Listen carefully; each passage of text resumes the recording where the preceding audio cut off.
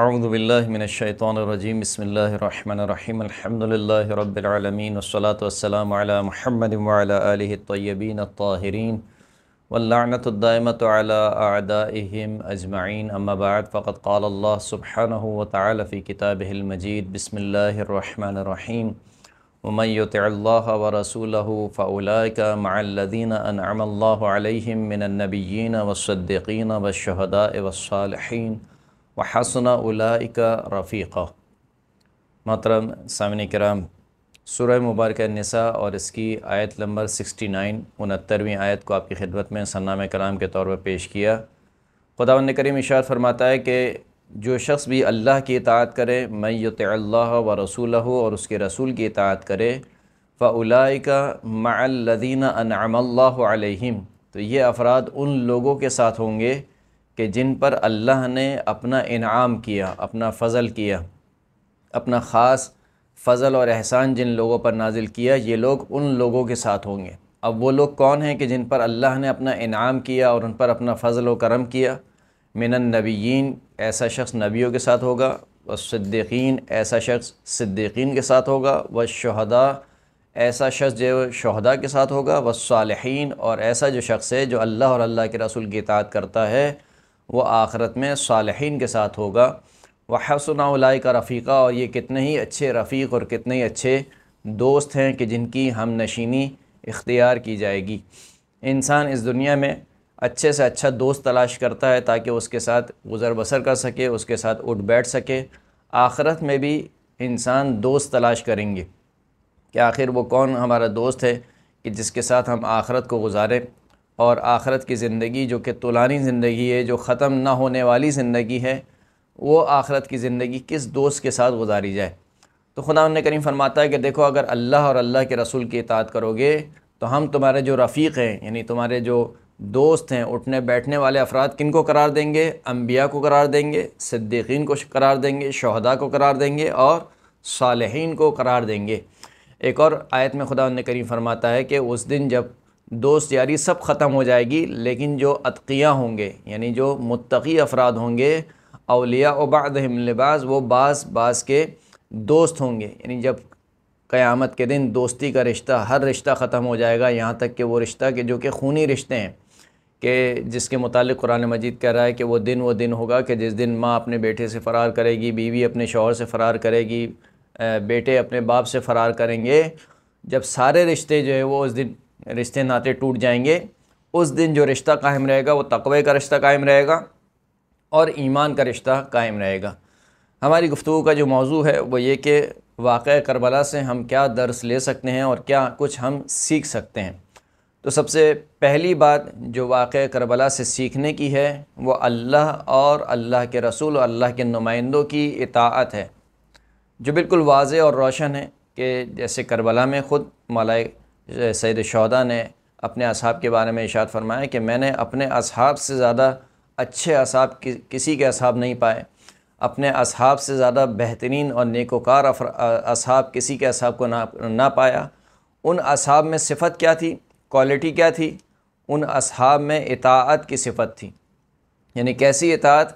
ایسی اطاعت کہ شب عاشور امام کہہ رہے ہیں کہ جاؤ، میں نے تم پر سے بیعت کو اٹھا لیا ہے، تم میں سے جو جہاں جانا چاہتا ہے چلے جائے، یہ لوگ میرے خون کے پیاسے ہیں، تم سے ان کی کوئی دشمنی نہیں ہے، تم میں سے جو جہاں جانا چاہتا ہے چلے جائے۔ یہ کہنا تھا کہ اصحاب ایک ایک کر کے کھڑے ہوئے۔ سب سے پہلے بنی ہاشم، اور بنی ہاشم میں بھی سب سے پہلے حضرت ابو الفضل عباس علیہ السلام کھڑے ہوئے کہ مولا کیسے ہو سکتا ہے کہ آپ کے بعد ہم زندہ بچ جائیں؟ پھر اس کے بعد اولاد عقیل، اور پھر اس کے بعد اصحاب، یہاں تک کہ زہیر ابن قین، مسلم ابن اوسجہ، حبیب ابن مظاہر، سب اٹھ کے کہنے لگے۔ یہاں تک کہ کہنے والے نے یہ بھی کہا کہ مولا اگر 1000 مرتبہ زندگی دی جائے اور 1000 مرتبہ مارا جائے تب بھی آپ کا ساتھ نہیں چھوڑوں گا۔ ایک کہنے والے نے یہ بھی کہا کہ مولا اگر 70 مرتبہ مجھے زندگی دی جائے، 70 مرتبہ مجھے دوبارہ تلوار سے قتل کیا جائے، پھر دوبارہ اٹھایا جائے، پھر مجھے آگ سے جلایا جائے، پھر دوبارہ مجھے اٹھایا جائے، پھر دوبارہ مجھے قتل کیا جائے، تب بھی میں آپ کا ساتھ نہیں چھوڑوں گا۔ تو یہ جو صفت تھی اصحاب امام حسین علیہ السلام کی، صفت اطاعت، مطیع ہونا، اسی صفت کا قرآن مجید میں ہم سے تقاضا کیا گیا ہے، ہر مسلمان سے تقاضا کیا۔ لہٰذا اللہ نے اپنی اطاعت کے ساتھ ساتھ اپنے رسول کی اطاعت کو ساتھ ساتھ رکھا۔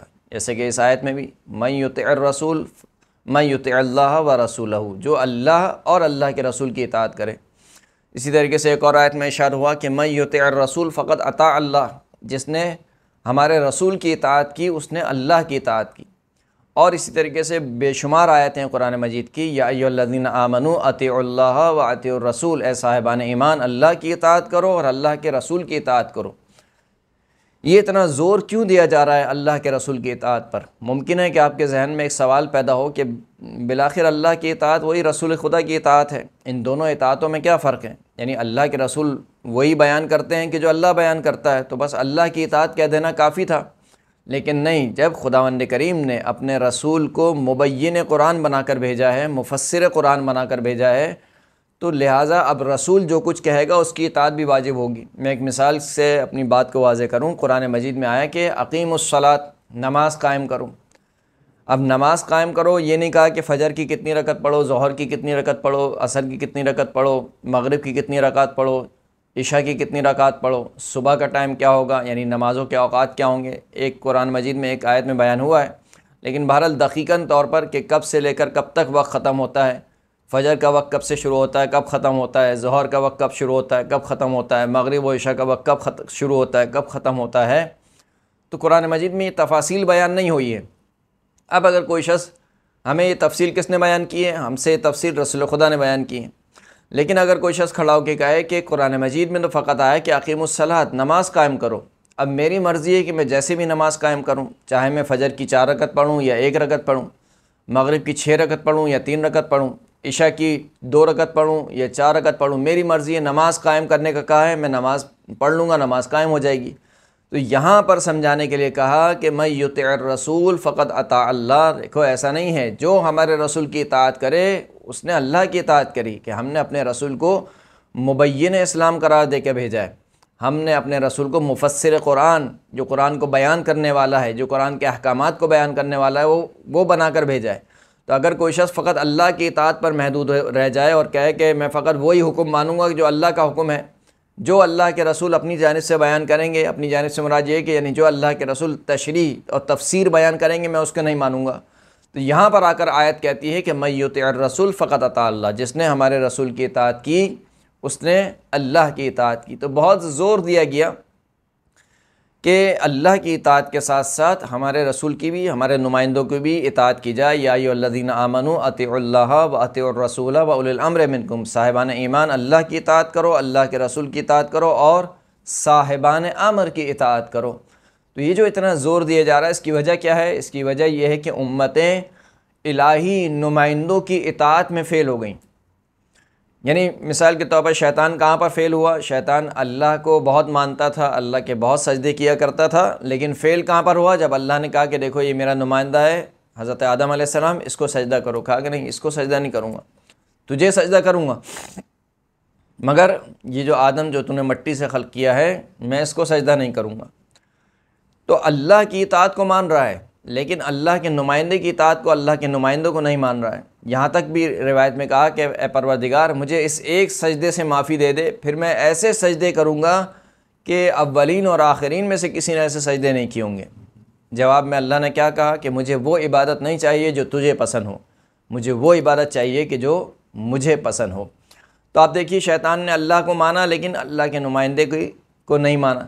اسی طریقے سے آنے والی امتوں میں بہت سے لوگ اللہ کو مانتے تھے کسی بھی طریقے سے، حالانکہ وہ شرکیہ طور پر مانتے تھے یا دہر کو جو ہے وہ اپنا خدا مانتے تھے، بالآخر ان کے ذہنوں میں فطرتاً ایک خدا کا وجود نہا تھا، اس وجود خدا کے وہ قائل تھے، چاہے وہ زبان سے نہ کہیں، چاہے وہ زبانوں سے مثال کے طور پر یا اپنے فعل سے بتوں کے سامنے سجدہ کریں، جیسے کہ خود خداوند کریم نے فرمایا کہ ان سے پوچھو لَئِن سَأَلْتُم مَّن خَلَقَ السَّمَاوَاتِ وَالْأَرْضَ، اگر تم ان سے پوچھو کہ کس نے زمین اور آسمان کو خلق کیا، لَيَقُولُنَّ اللَّهُ، تو فوراً سے کیا اٹھیں گے کہ اللہ نے خلق کیا ہے۔ تو وہ جو اللہ کا وجود، اللہ کا تصور ہے وہ انسان کی فطرت میں نہا ہے، منتہا یہ کہ وہ اس اللہ کو کے وجود کو کبھی بتوں میں دیکھتے تھے، کبھی درختوں میں دیکھتے تھے، کبھی چاند ستاروں میں دیکھتے تھے، تو ان کو تطبیق میں جو ہے وہ اشتباہ تھا۔ لیکن اللہ کا جو وجود ہے کہ ایک خالق ہے، ایک مالک ہے، اس کائنات کو خلق کرنے والا ہے، یہ ان کی فطرت میں نہا تھا۔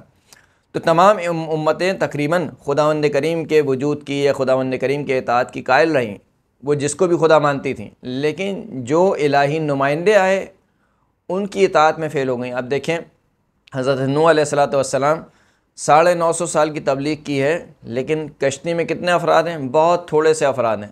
خود حضرت نوح کی بیوی کشتی میں سوار نہیں ہوئی، خود حضرت نوح کا بیٹا کشتی میں سوار نہیں ہوا، بہت تھوڑے سے افراد ہیں۔ 950 سال حضرت نوح نے تبلیغ کی، اس کے باوجود بہت تھوڑے سے افراد آئے۔ حضرت موسیٰ علیہ السلام کا آپ حال دیکھیے، بنی اسرائیل کی قوم کو نجات دلائی، فرعون سے نجات دلائی، نجات دلا کے نہ جانے کتنے معجزے دکھائے، ید بیضا کا معجزہ دکھایا، عصا کا معجزہ دکھایا، اپنی آنکھوں سے وہ دیکھ چکے ہیں کہ کس طریقے سے سمندر میں ان کے لیے راستے بنائے گئے، کس طریقے سے جو ہے وہ عصا نے پتھر سے جو چشمے کو جاری کیا، یہ سارے معجزات دیکھ چکے ہیں۔ لیکن اس کے باوجود پھر کیا ہوا؟ جب سامری نے وہ گوشالہ بنایا تو کہا کہ اے موسیٰ، جس طریقے سے سامری کا ایک خدا ہے، ہمارے لیے بھی ایک ایسا خدا بنا دے، یا کہا کہ اے موسیٰ، ہمیں بھی خدا کو دیکھنا ہے، ہم خدا کو دیکھنا چاہتے ہیں۔ یعنی عجیب و غریب کی قسم کے جو ہے وہ ان کی ڈیمانڈیں تھیں، اور ان کے جو ہے وہ حضرت موسیٰ علیہ السلام سے کہتے تھے کہ کبھی جو ہے وہ آسمان سے ہمارے اوپر مائدہ نازل کر دے، ہم جو ہے وہ ایک کھانا کھا کھا کے جو ہے وہ تھک گئے ہیں، ایک کھانا کھا کھا کے تھک گئے ہیں۔ تو بہرحال تو حضرت موسیٰ کی قوم کا بھی حال یہی رہا، دیگر انبیاء کی قوم کا حال بھی آپ دیکھیے، تو وہ الہی نمائندے کی اطاعت میں فیل ہو گئے۔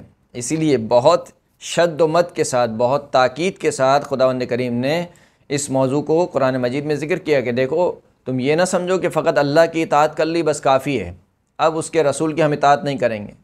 لہٰذا جہاں پر اطاعت میں اپنے رسول کو خداوند کریم نے ساتھ ساتھ رکھا، وہیں پر معصیت میں بھی خداوند کریم نے اپنے رسول کو ساتھ ساتھ رکھا۔ وما کان لمؤمن ولا مؤمنۃ اذا قضى الله ورسوله امرا ان يكون لهم الخيرة من امرهم ومن يعص الله ورسوله فقد ضل ضلالا مبینا، کہ کسی مومن اور کسی مومنہ کو یہ حق حاصل نہیں ہے کہ جب اللہ اور اللہ کا رسول کسی معاملے میں فیصلہ سنا دے، یعنی اللہ فیصلہ سنا دے یا اللہ کا رسول کسی معاملے میں فیصلہ سنا دے، تو کسی مومن اور کسی مومنہ کو یہ حق حاصل نہیں ہے کہ وہ اپنی جانب سے اس فیصلے کے مقابل میں کوئی اختیار کو استعمال کرے۔ ہر مومن کا اختیار، ہر مومنہ کا اختیار سلب ہو جاتا ہے اللہ اور اللہ کے رسول کے فیصلے کے سامنے۔ پھر اس کے بعد کہا کہ وَمَن يَعْصِ اللَّهَ وَرَسُولَهُ، جو اللہ کی معصیت کرے اور اللہ کے رسول کی معصیت کرے۔ تو جس طریقے سے اطاعت میں ساتھ ساتھ رکھا، معصیت میں ساتھ ساتھ رکھا۔ فقط ضل ضلالا مبینا، اگر جو شخص اللہ اور اللہ کے رسول کی معصیت کرے تو وہ کھلی ہوئی گمراہی میں گمراہ ہو گیا۔ اسی طریقے سے ایک اور جگہ ارشاد فرمایا کہ فلا وربک لا یؤمنون حتی یحکموک فیما شجر بینہم، آپ کے پروردگار کی قسم یہ اس وقت تک ایمان نہیں لا سکتے ہیں جب تک اپنے باہمی جھگڑوں میں آپ کو اپنا حاکم نہ بنائیں، یعنی رسول خدا کو اپنا حاکم نہ بنا لیں، اس وقت تک یہ ایمان نہیں لا سکتے ہیں۔ اور حاکم بنانا فقط کافی نہیں ہے، ثم لا یجدوا فی انفسہم حرجا مما قضیت، پھر جو آپ فیصلہ سنا دیں اس فیصلے کے متعلق دل میں کجی نہ آنے پائے کہ شاید اللہ کے رسول نے صحیح فیصلہ نہیں سنایا میرے حق میں، وَيُسَلِّمُ تسلیما، اور آپ کے فیصلے کے آگے سر تسلیم خم کر دیں۔ اب دیکھیں کتنی کتنی تاکید کے ساتھ خداوند کریم بیان کر رہا ہے، قسم کھا رہا ہے کہ آپ کے پروردگار کی قسم ہے کہ یہ اس وقت تک ایمان نہیں لا سکتے ہیں کہ جب تک آپ کو اپنا حاکم نہ بنائیں، نہ صرف کہ حاکم نہ بنائیں، پھر جو آپ فیصلہ سنا دیں اس فیصلے کے متعلق دل میں کوئی کجی نہ آنے پائے، نہ صرف کجی نہ آنے پائے بلکہ آپ کے فیصلے کے آگے بالکل سر تسلیم خم ہو جائیں۔ تو یہ ایک جو امتوں کی کمی تھی اس کو خداوند کریم نے بیان فرمایا ہے۔ یا ایھا الذین آمنوا لا تقدموا بین یدی اللہ ورسولہ، اے صاحبان ایمان، اللہ اور اللہ کے رسول سے آگے نہ بڑھو۔ یعنی کس قدر خداوند کریم تاکید کے ساتھ بیان کر رہا ہے کہ دیکھو اللہ اور اللہ کے رسول کے ساتھ آگے نہ بڑھو، اللہ کے رسول سے آگے نہ بڑھو۔ یا ایھا الذین آمنوا لا ترفعوا اصواتکم فوق صوت النبی، اے صاحبان ایمان اپنی آوازوں کو ہمارے نبی کی آواز پر بلند نہ کرو۔ ولا تجہروا لہ بالقول کجہر بعضکم لبعض، اور ہمارے رسول کو ایسے مت پکارو کہ جیسے تم آپس میں ایک دوسرے کو پکارتے ہو۔ اگر تم نے یہ کیا تو کیا ہوگا؟ ان تحبط اعمالکم وانتم لا تشعرون، اگر تم نے یہ کیا ہمارے رسول کی کا احترام نہ کیا، ہمارے رسول سے آگے بڑھے، ہمارے رسول کی آواز پر اپنی آواز کو بلند کیا، ہمارے رسول کو ایسے پکارا کہ جیسے آپس میں ایک دوسرے کو پکارتے ہو، تو کیا ہوگا نتیجے میں؟ تمہارے سارے کے سارے اعمال حبط کر لیے جائیں گے۔ یعنی پروردگار تیرے لیے ابھی عبادتیں کی، نماز تیرے لیے پڑھی، حج تیرے لیے کیا، روزہ تیرے لیے رکھا، جہاد تیرے لیے کیا، امر بالمعروف نہی عن المنکر سب تیرے لیے کیا، فقط غلطی کیا ہوئی؟ غلطی یہ ہوئی کہ رسول کی آواز پر اپنی آواز کو بلند کر دیا، غلطی یہ ہوئی کہ رسول سے آگے بڑھ گئے، غلطی یہ ہوئی کہ رسول کو ایسے پکار لیا کہ جیسے ایک دوسرے کو آپس میں پکارا جاتا ہے۔ اللہ فرماتا ہے کہ اگر تم نے یہ کام کیا تحبط اعمالکم وانتم لا تشعرون، تمہارے سارے کے سارے اعمال میں حبط کر لوں گا، سارے اعمال تمہارے منہ پر دے ماروں گا۔ اگر میرے رسول کا احترام نہیں ہے اور میرے رسول سے اگر آگے بڑھ گئے تو یہ سارے کے سارے اعمال ضائع اور بیکار ہیں۔ تو کس قدر تاکید ہو رہی ہے کہ دیکھو رسول کی اطاعت کو نہ چھوڑنا۔ یہ جو اطاعت ہے، یہ اطاعت انسان کو کس مرحلے پر اور کس درجے پر لے جاتی ہے؟ جس اطاعت کو، جس آیت کو میں نے آپ کو سرنامہ کلام کے طور پر پیش کیا، سورہ مبارکہ نساء کی آیت نمبر 69، 69ویں آیت، اس کا جو شان نزول میں روایت نازل بیان ہوئی ہے، وہ روایت یہ ہے کہ ایک شخص تھا کہ جس کو اللہ کے رسول سے انتہا سے زیادہ محبت تھی، اور وہ روزانہ کام سے پہلے، اپنے کام پہ جانے سے پہلے رسول اللہ کی زیارت کیا کرتا تھا۔ ہر روز اپنے کام پہ جانے سے پہلے یا اپنے کام پر نکلنے سے پہلے اللہ کے رسول کی زیارت کیا کرتا تھا۔ ایک روز اللہ کے رسول کی زیارت کے لیے آیا، زیارت کی اور چلا گیا، پھر دوبارہ پلٹ آیا، کچھ دیر بعد دوبارہ پلٹ آیا، تو اللہ کے رسول نے کہا کہ کیا ماجرا ہے، تم روزانے کی طرح تم نے زیارت کی اور چلے گئے، اب واپس کیوں آ گئے؟ تو کہنے لگا کہ یا رسول اللہ، میں سوچ یہ رہا تھا کہ یہ جو دنیا ہے، اس دنیا میں آپ کی زیارت کے بغیر رہ نہیں سکتا، تو آخرت میں تو آپ کا مقام انتہائی بلند ہوگا، یعنی آپ کس مقام پر ہوں گے؟ مقام محمود پر ہوں گے، مقام درجہ، مقام وسیلہ، آپ کا مقام کہاں ہوگا؟ اور میرا مقام ظاہر سی بات ہے، میں ایک امتی ہوں، میرے اعمال ایسے نہیں ہیں، تو میں یہ سوچ کر، یہ گھبرا کر میں واپس آ گیا کہ وہاں پر میں آپ کی کیسے زیارت کروں گا؟ جب اس دنیا میں آپ کی زیارت کے بغیر نہیں رہ سکتا تو آخرت میں آپ کی زیارت کے بغیر کیسے رہ سکتا ہوں؟ اس وقت روایت کہتی ہے کہ یہ والی آیت نازل ہوئی کہ من یطع اللہ ورسولہ، جو اللہ اور اللہ کے رسول کی اطاعت کرے، یعنی گھبراؤ نہیں۔ اگر تم ساتھ چاہتے ہو ائمہ اطہار کا، ساتھ چاہتے ہو اہل بیت اطہار کا، کام کیا کرنا ہے؟ اللہ کی اطاعت کرنی ہے اور اللہ کے رسول کی اطاعت کرنی ہے۔ دوسرے معنوں میں اپنے دین پر عمل پیرا ہونا ہے، دین کو ہاتھ سے نہیں جانے دینا ہے، دین کے معاملے میں سخت گیر ہونا ہے۔ ایسا نہ ہو کہ کوئی حکم الہی پامال ہو جائے، ایسا نہ ہو کہ ایک چھوٹی سی تقریب کی خاطر میری فجر کی نماز قضا ہو جائے، ایسا نہ ہو کہ ایک چھوٹی سی محفل کی خاطر جو میرا روزہ چلے جائے، یا کسی سفر کی خاطر ایسا سفر اختیار کروں کہ جہاں پر میری نمازیں قضا ہو جائیں، یا کوئی بھی حکم الہی پامال ہو رہا ہو، ایسی جاب کروں کہ جس جاب میں مجھے حرام میں پڑنا پڑے، حرام نگاہ جو ہے وہ اس کا ارتکاب کرنا پڑے۔ ہر اعتبار سے انسان اپنی پوری زندگی کو دیکھے، پوری زندگی اللہ کی اطاعت میں گزارنی ہے۔ اگر اللہ اور اللہ کے رسول کی اطاعت میں گزاری تو اللہ ضمانت لے رہا ہے کہ دیکھو قیامت میں تمہیں کہاں گھر دوں گا۔ آج انسان دنیا میں بہت اچھا سے اچھا گھر تلاش کرتا ہے کہ کون سی اچھی جگہ ہے کہ جہاں پر رہا جائے، اچھا فلیٹ ہو، ویسٹ اوپن ہو، مثال کے طور پر کشادہ گھر ہو، اور ہمسائے اور پڑوسی اچھے ہوں۔ تو کیا آخرت میں جہاں پر ہمیشہ ہمیشہ کے لیے رہنا ہے، اس گھر کے لیے کیا سوچا ہم نے؟ وہاں پر ہمارا پڑوسی کیسا ہونا چاہیے، وہاں کا گھر کیسا ہونا چاہیے؟ کیا وہاں پہ بھی ہم فقط ایک ڈیڑھیا لے کر خوش ہو جائیں گے، یا نہیں وہاں پر بھی چاہیں گے کہ ہمارا ایک گشادہ گھر ہو، ہمارا گھر امام حسین کے گھر کے برابر میں ہو، ہمارا گھر ایسا ہو کہ جس گھر سے روزانہ اہل بیت اطہار پنجتن پاک کی زیارت ہمیں نصیب ہوتی ہو؟ کیا کوئی مومن نہیں چاہے گا؟ یقیناً ہر مومن چاہے گا۔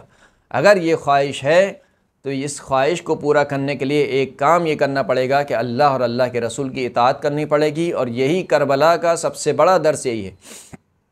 سید الشہداء نے بھی یہی کام کیا، یعنی اپنے پورے کنبے کو لٹا دیا، کس کی خاطر؟ اللہ کی خاطر، اللہ کی اطاعت میں، کیونکہ حکم الہی یہ تھا۔ اور جو ان کے اصحاب تھے، ان کے اصحاب نے امام حسین کے آگے چونچرا نہیں کی، بلکہ اگرچہ امام حسین نے اپنی بیعت کو اٹھا لیا، پھر بھی وہ امام حسین کا ساتھ چھوڑنے کو تیار نہیں ہو رہے۔ کیوں ساتھ چھوڑنے کو تیار نہیں ہو رہے ہیں؟ اس لیے کہ جانتے ہیں کہ یہ فاطمہ کا لال ہے، یہ علی کا پسر ہے، اس کو نہیں چھوڑ سکتے ہیں۔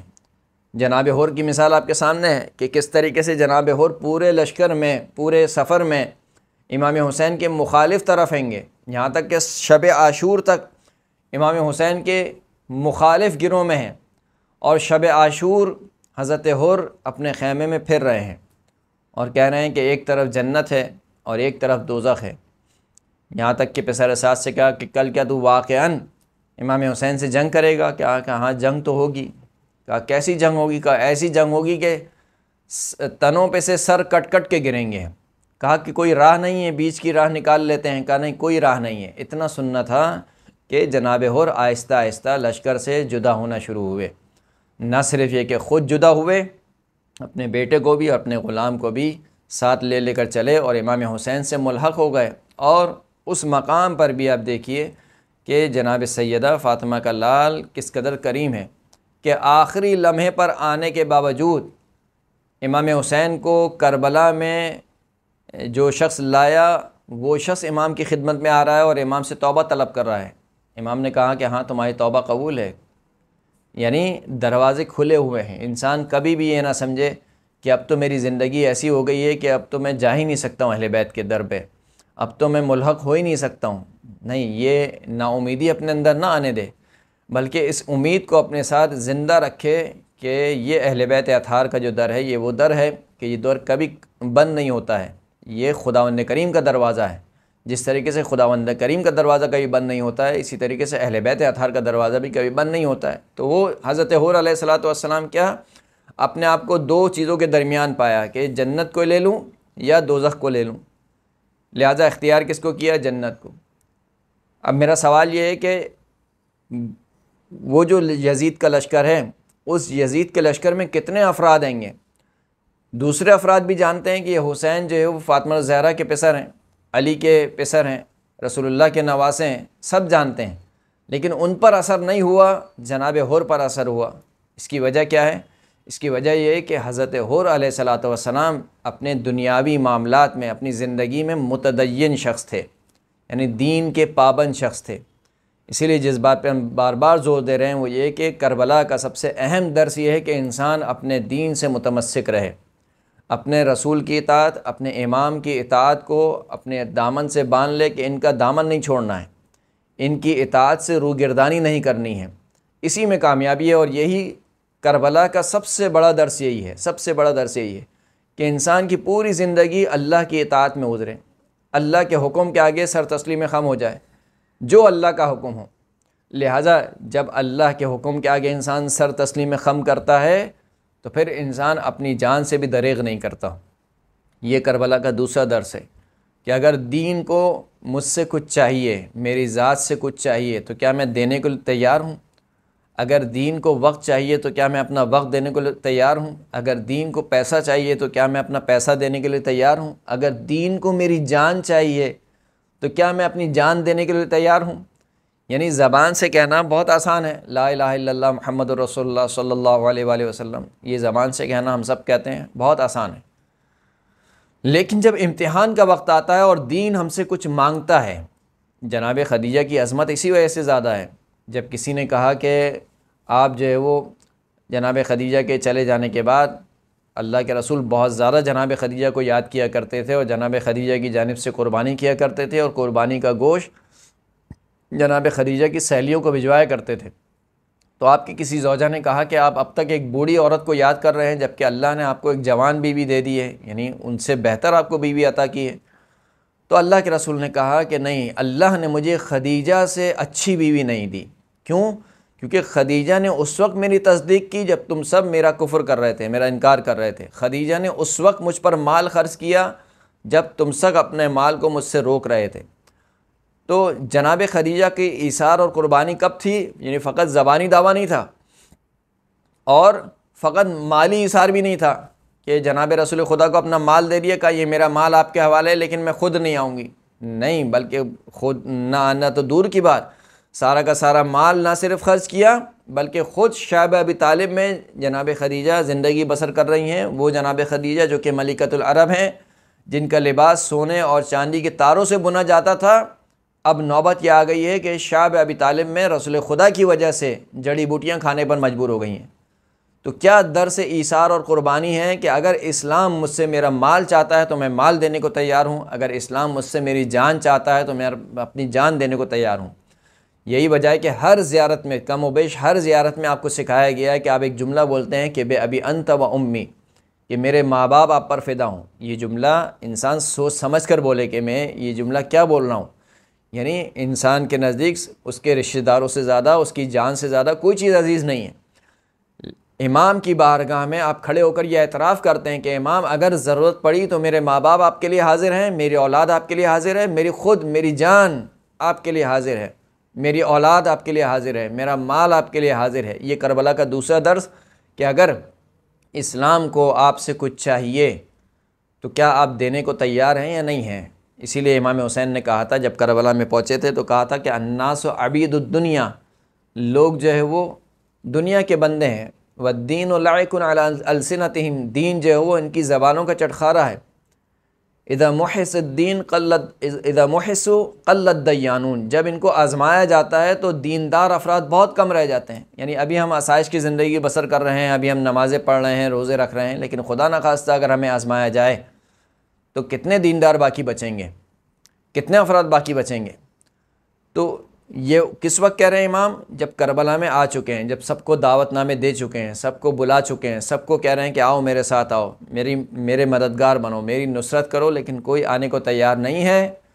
کیوں آنے کو تیار نہیں ہے؟ کیونکہ سب دیکھ رہے ہیں کہ دوسری طرف جو ہے وہ یزید ہے اور شام کی فوجیں ہیں جو ان کا قلع قمع کر دیں گی، لہٰذا ہم جو ہے وہ کسی جنگ میں پڑنے کو تیار نہیں ہیں۔ قصر بنی مقاتل میں کیا ہوا کہ جب امام آ رہے ہیں قصر بنی مقاتل پہ، امام نے دیکھا کہ ایک خیمہ لگا ہوا ہے، انتہائی عالیشان خیمہ، اور خیمے کے آگے سواری بھی بندھی ہوئی ہے، نیزہ گڑا ہوا ہے۔ پوچھا کس کا خیمہ ہے؟ کہا عبید اللہ ابن حر کا خیمہ ہے۔ امام نے کہا کہ جاؤ اپنے مؤذن حجاج بن مسروق سے کہا کہ تم جاؤ اس کو جا کے ہم دعوت دو، کہو کہ فرزند رسول ہے اور تمہاری مدد چاہتا ہے۔ حجاج بن مسروق گئے خیمے میں اور کہا کہ یہ حسین ابن علی ہیں جو تمہارے خیمے کے نزدیک جنہوں نے پڑاؤ ڈالا ہے، یہ تم سے مدد کے طالب ہیں، تمہاری مدد چاہیے۔ تو جواب میں عبید اللہ ابن حر کہتا ہے کہ میں تو کوفہ سے نکلا ہی اسی وجہ سے ہوں تاکہ میں اس جھنجٹ میں نہ پڑوں، نہ مجھے یزید کے ساتھ ہونا ہے، نہ مجھے حسین کے ساتھ ہونا ہے۔ میں اپنی دنیا میں مگن ہوں، میری دنیا اچھی طریقے سے گزر جائے، بس یہ کافی ہے، باقی مجھے اس سے کوئی پرواہ نہیں ہے کہ یزید کون ہے اور حسین کون ہے اور کیسی جنگ اور کیا ہوگا۔ تو کہا میں تو کوفہ سے نکلا اسی وجہ سے ہوں۔ یہ پیغام لے کر حجاج بن مسروق امام حسین کی خدمت میں آ گئے۔ اب اس کے بعد امام حسین بنفس نفیس گئے عبید اللہ ابن حر کے خیمے میں۔ جیسے ہی امام حسین کو دیکھا ایک مرتبہ اپنی جانب سے کھڑا ہو گیا، صدر محفل میں جگہ دی، کہا کہ فرزند رسول آپ میرے خیمے میں تشریف لائے، خیریت؟ کہا کہ اس طریقے سے ہمیں تمہاری مدد چاہیے۔ تو امام حسین کو بھی وہی جواب دیا، کہا کہ میں کوفہ سے نکل رہا تھا تو میں نے دیکھا کہ آپ کے جو انصار ہیں وہ بہت کم رہ گئے ہیں، سب کے سب مالوا الی الدنیا، سب کے سب دنیا کی طرف لگ گئے۔ یعنی جب تک امتحان نہیں تھا حسین حسین کر رہے تھے، جب امتحان کی گھڑی آ گئی سب کے سب اپنی دنیا میں لگ گئے۔ کسی نے اپنے بچے کو لے لیا، کوئی ماں آ گئی وہ اپنے بچے کو لے کے چلے گئی، بیوی آ گئی وہ اپنے شوہر کو لے کے چلے گئے، اور جناب مسلم تنہا رہ گئے۔ کب؟ جب امتحان کی گھڑی آ گئی، جب قربانی دینے کا وقت آیا تو سب کے سب کیا ہو گئے؟ چلے گئے۔ تو کہا کہ میں تو کوفہ سے نکلا تو میں نے دیکھا کہ آپ کا کوئی انصار اور اعوان نہیں ہے، سب کے سب دنیا کی طرف مائل ہو گئے۔ جب امام نے دیکھا کہ یہ چلنے کو تیار نہیں ہے تو امام اس کے خیمے سے رخصت ہونے لگے۔ جب امام رخصت ہونے لگے تو اس نے کہا کہ یہ میں خود تو نہیں آ سکتا، یہ میری تلوار ہے، یہ بہت بہترین تلوار ہے، میں نے کسی سے اس پر وار نہیں کیا مگر یہ کہ اس کے 2 ٹکڑے کر دیے، یہ تلوار آپ کے لیے حاضر ہے۔ میرا یہ گھوڑا سواری اس قدر تیز سواری ہے کہ کسی کا میں نے تعاقب نہیں کیا مگر یہ کہ اس کو پا لیا۔ امام نے جملہ کہا کہ ہم تیرے پاس نہ تیرے گھوڑے کے لیے آئے تھے نہ تیری تلوار کے لیے آئے تھے، ہم تیرے پاس تیرے لیے آئے تھے، تو اگر چلنا چاہتا ہے تو چل، ورنہ اتنا دور چلے جا کہ میری صدائے حل من ناصر تیرے کانوں میں نہ آنے پائے۔ تو آپ نے دیکھا زان گرامی کس طریقے سے کردار ہمارے سامنے ہیں، شخصیات ہمارے سامنے ہیں، یہ سب کی سب عبرتیں ہیں ہمارے لیے کہ اگر دین پر کوئی وقت پڑا تو کیا میں اپنا مال دینے کو تیار ہوں، کیا میں اپنا وقت دینے کو تیار ہوں، کیا میں اپنی جان قربان کرنے کو تیار ہوں۔ یہ درس کربلا ہے کہ اللہ نے آپ کو اپنے دین کے لیے خلق کیا ہے، اللہ نے اپنی نعمتیں دی ہیں اور ان نعمتوں سے خداوند کریم نے کہا کہ تم خود بھی لطف اندوز ہو لیکن جب دین پر وقت آ جائے تو ان نعمتوں کو دین کے لیے استعمال کرو۔ یہ سب سے بڑا درس ہے کربلا کا، ایک اطاعت خداوند کریم، اطاعت رسول، اطاعت ائمہ میں زندگی بسر کرنا، متدین بن کر زندگی بسر کرنا، اور دوسرا یہ کہ جب دین پر کوئی وقت پڑے تو قربانی سے دریغ نہ کرنا۔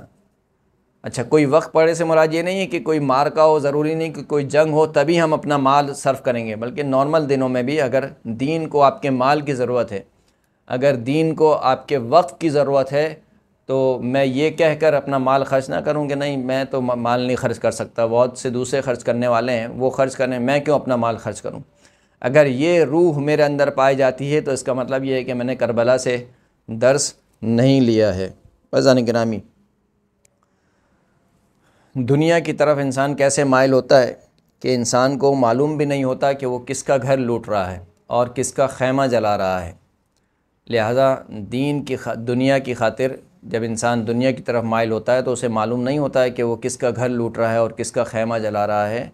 لہذا اسی دنیا کی خاطر آل رسول کے خیمے جلائے گئے، اسی دنیا کی خاطر آل رسول کے گلے کاٹے گئے، اسی دنیا کے مختصر سے جائزے اور مختصر سے انعام کی خاطر حسین ابن علی کا سر نیزے پر بلند کر کے کوفہ و شام پھرایا گیا۔ بس عزیزان گرامی، 40 کے ایام ہیں، یہ وہ ایام ہیں کہ جب اہل بیت حرم کو رہائی ملی تو اہل بیت حرم نے کہا کہ ہمیں کربلا سے گزار کر مدینہ لایا جائے۔ اہل بیت اطہار کا قافلہ کربلا کی جانب رواں دواں ہیں۔ اس سے پہلے جناب جابر اپنے غلام عطیہ اوفی کے ساتھ موجود ہیں۔ جابر نابینا ہے، نظر نہیں آتا ہے، لیکن اپنے غلام عطیہ سے کہتے ہیں کہ مجھے حسین ابن علی کی قبر تک لے جا۔ حسین ابن علی کی قبر پر آئے ہیں اور ایک مرتبہ حسین ابن علی کی قبر پر گر گئے اور زار و قطار رونے لگے اور رو کر کہنے لگے کہ کیا وجہ ہے کہ آج ایک دوست کے سلام کا جواب نہیں دیتا، میں سلام کر رہا ہوں اور فرزند رسول جواب نہیں دے رہے ہیں۔ پھر خود ہی جواب دیتے ہیں کہ بھلا وہ سر وہ تن کیسے جواب دے کہ جس کی رگوں کو کاٹ دیا گیا ہو۔ اتنے میں دیکھا کہ ایک قافلہ آ رہا ہے، دونوں جناب جابر و عطیہ ایک کمین میں چلے گئے اور کہا کہ دیکھو یہ کہیں عبید اللہ ابن زیاد کا قافلہ تو نہیں ہے۔ عطیہ نے دیکھا تو کیا دیکھا کہ سیاہ لباس میں موجود بیویاں ہیں، وہ قریب آ رہی ہیں، اور جیسے جیسے وہ بیویاں قریب آتی ہیں ہر بیوی اپنے آپ کو سواری سے گراتی جاتی ہے۔ ہر بیوی نے اپنے آپ کو سواری سے گرایا اور ایک مرتبہ دوڑ کر جاتی ہیں۔ شاید یہی وجہ ہے کہ آج جو کہا گیا کہ امام حسین کی زیارت کے لیے جلدی جلدی قدم بڑھاؤ، شاید اس کی وجہ یہی ہو کہ جب زینب نے اپنے بھائی کی قبر دیکھی ہوگی تو جلدی جلدی دوڑ کر اپنے بھائی کی قبر پر گئی ہوں گی اور اپنے بھائی کی قبر پر جا کر کہا ہوگا کہ بھیا آپ کی ایک نشانی جو میرے پاس تھی، آپ کی ایک امانت جو آپ نے مجھے سپرد کی تھی، وہ میں شام میں سپرد خاک کرائی ہوں، بھیا مجھے معاف کرنا کہ مجھ سے سکینہ کی حفاظت نہ ہو سکی، بھیا مگر میں کیا کرتی کہ آپ کی بچی جب بھی آپ کو یاد کرتی تھی کبھی شمر تماچے مارتا تھا، کبھی شمر تازیانے مارتا تھا، یہ کہہ کر زینب بین کرتی جاتی تھیں۔ اور اسی طریقے سے جب زینب آئی ہوں گی جناب ابوالفضل عباس کی قبر مبارک پر تو ایک مرتبہ بین کیے ہوں گے کہ اے ابوالفضل عباس تم یہاں پر سو رہے ہو، ارے تمہیں معلوم ہے کہ تمہارے جانے کے بعد کیا ہوا، تمہارے جانے کے بعد ہمارے خیموں میں آگ لگائی گئی، تمہارے جانے کے بعد ہماری چادروں کو لوٹا گیا، تمہارے جانے کے بعد زینب کے ہاتھوں میں رسن باندھی گئی، عباس تمہارے جانے کے بعد ہمیں بے کجاوا سواریوں پر سوار کرایا گیا، عباس تمہارے جانے کے بعد ہمیں کوفہ و شام کے بازاروں میں پھرایا گیا، ارے عجب نہیں قبر عباس سے آواز آئی ہو، ارے شہزادی میں سب دیکھ رہا تھا، میں آپ کے ساتھ ساتھ تھا، میرا سر نیزے پر بلند نہ ہو سکا، شرم کے مارے میرا سر نیزے پہ نہ ٹک سکا کہ میں کس طریقے سے سیدانیوں کو بردا اور مقنع و چادر دیکھوں گا۔ الا لعنۃ اللہ علی القوم الظالمین وسيعلم الذین ظلموا ای منقلب ینقلبون۔